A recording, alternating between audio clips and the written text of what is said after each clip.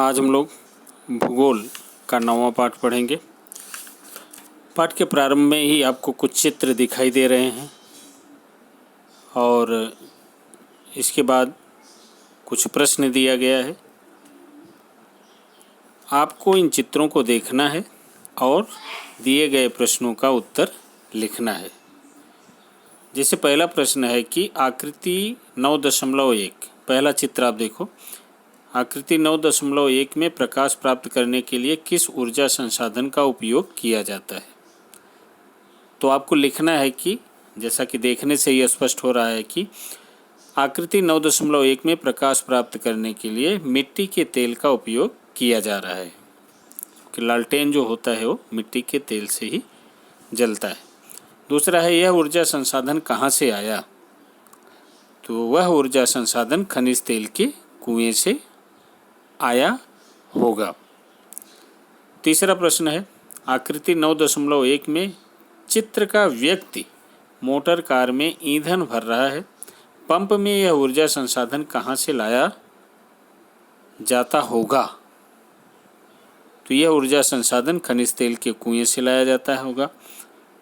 इसके बाद प्रश्न है, आकृति 9.3 में मालती का पंखा, जिसको चक्री भी कहते हैं, घूमने के लिए और उसके पिताजी को अनाज ओसाने के लिए किसकी सहायता मिलती होगी? तो जैसा कि स्पष्ट हो रहा है देखने से ही कि आकृति 9.3 में मालती के पंखे के घूमने के लिए और उसके पिताजी के द्वारा अनाज ओसाने के लिए पवन मीन्स हवा की सहायता मिलती होगी। इसके बाद प्रश्न है, आकृति 9.4 में कि तेल गर्म करने, रिक्शा चलाने तथा प्रकाश प्राप्त करने के लिए कौन कौन से ऊर्जा संसाधनों का उपयोग किया जाता है? तो आपको चित्र से स्पष्ट हो रहा है कि आकृति 9.4 में तेल गर्म करने तथा प्रकाश प्राप्त करने के लिए एलपीजी गैस और रिक्शा चलाने के लिए सीएनजी गैस जैसे ऊर्जा संसाधन का उपयोग किया गया है।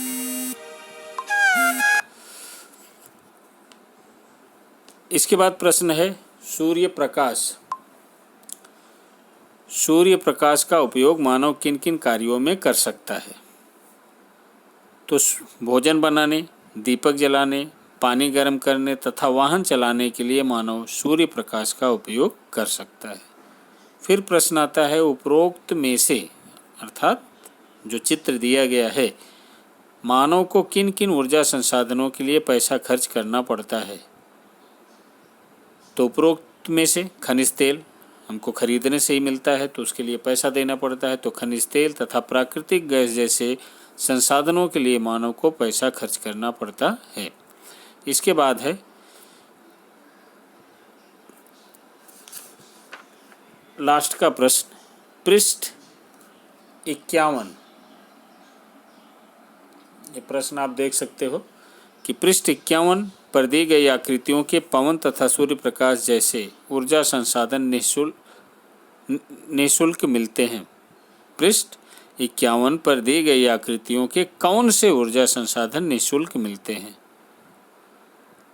तो पृष्ठ 51 पर दी गई आकृतियों के पवन, हवा का हमको पैसा नहीं देना पड़ता है, जो प्राकृतिक हवा होती है उसके लिए हमें पैसा नहीं चुकाना पड़ता है, और सूर्य प्रकाश जो मिलता है उसके लिए हमें पैसा नहीं देना पड़ता है। तो पृष्ठ 51 पर दी गई आकृतियों के पवन तथा सूर्य प्रकाश जैसे ऊर्जा संसाधन के लिए हमें पैसा नहीं देना पड़ता, अर्थात हमें निःशुल्क मिलते हैं। इसके बाद हम लोग देखेंगे ऊर्जा संसाधन क्या होता है। मानव की आवश्यकताएं जैसे जैसे बढ़ती गई वैसे वैसे ऊर्जा संसाधनों और ऊर्जा स्रोतों के उपयोग में बदलाव आता गया। ऊर्जा संसाधनों का वर्गीकरण मुख्य रूप से पारंपरिक, अपारंपरिक, जैविक, अजैविक, नवीनीकरण, अनवीनीकरण, पदार्थों पर आधारित, प्रक्रियाओं पर आधारित आदि प्रकारों से किया जाता है। ये आपके किताब में दिया गया है। पदार्थों पर अब एक एक करके हम देखेंगे। पदार्थ पर आधारित ऊर्जा संसाधन। पदार्थों पर आधारित ऊर्जा संसाधनों को जैविक ऊर्जा संसाधन कहते हैं। ये संसाधन सीमित रूप से उपलब्ध होते हैं। इनके उपयोग से प्रदूषण होता है और ये ऊर्जा संसाधन पर्यावरण की दृष्टि से हानिकारक भी होते हैं। अब इसमें जैसे लकड़ी, पहला जो दिया गया है लकड़ी। गांव देहातों में चूल्हे पर रसोई बनाने के लिए लकड़ी का उपयोग बड़ी मात्रा में किया जाता है। दूसरा है कोयला। साधारण कोयले का उपयोग रसोई घर में किया जाता है। पत्थर के कोयले का उपयोग उद्योग धंधों तथा ताप विद्युत के उत्पादन में किया जाता है। इसके बाद बायोगैस है।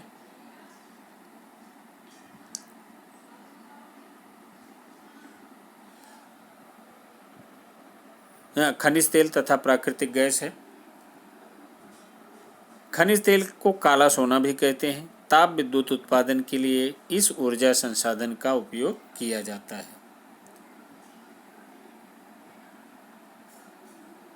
इसके बाद हम लोग आ जाएंगे बायोगैस। बायोगैस में क्या होता है? प्राणियों की विष्ठा अर्थात जैसे गोबर होता है तथा जैविक अनुपयोगी पदार्थों का उपयोग करके बायोगैस तैयार की जाती है। जैसा आपने सुना होगा गोबर गैस होता है।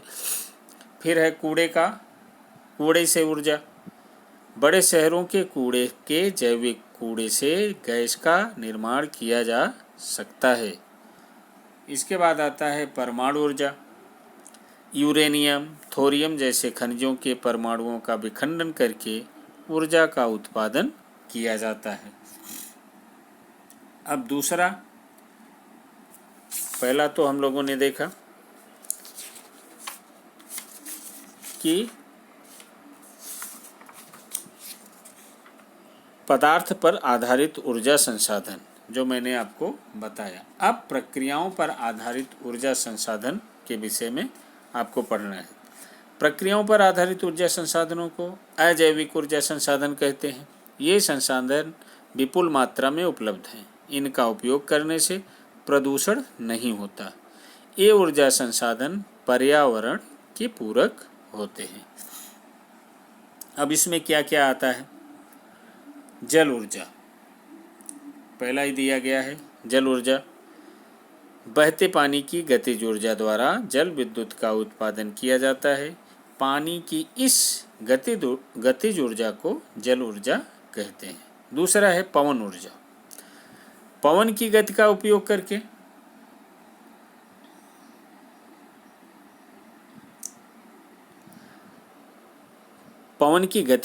करके पवन चक्कियों की सहायता से पवन ऊर्जा का रूपांतरण विद्युत ऊर्जा में किया जाता है। फिर आता है सौर ऊर्जा।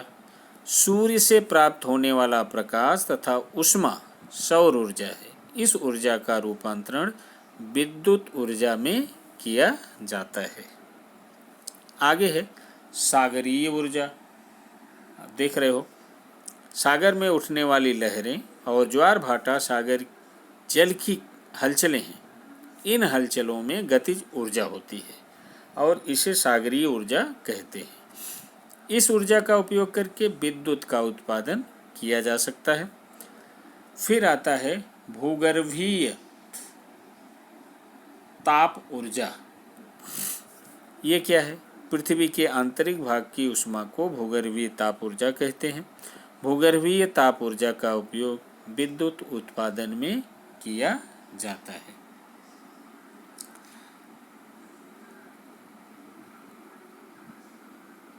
अब इसके बाद हम लोग देखते हैं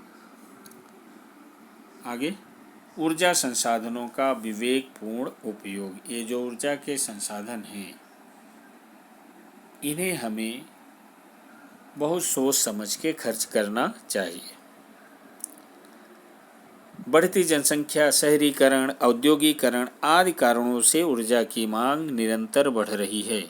इसलिए अब सावधानीपूर्वक तथा किफ़ायत से ऊर्जा संसाधनों का उपयोग करना आवश्यक हो गया है। वैकल्पिक एवं अपारंपरिक ऊर्जा संसाधनों का उपयोग करना बहुत ही आवश्यक है। तो इस तरह से ये पाठ आपका यहीं पर समाप्त होता है। इससे संबंधित जो प्रश्न उत्तर है वो मैं भेजूंगा आपको उसको अपने फेयर की नोटबुक पर लिखना है। धन्यवाद।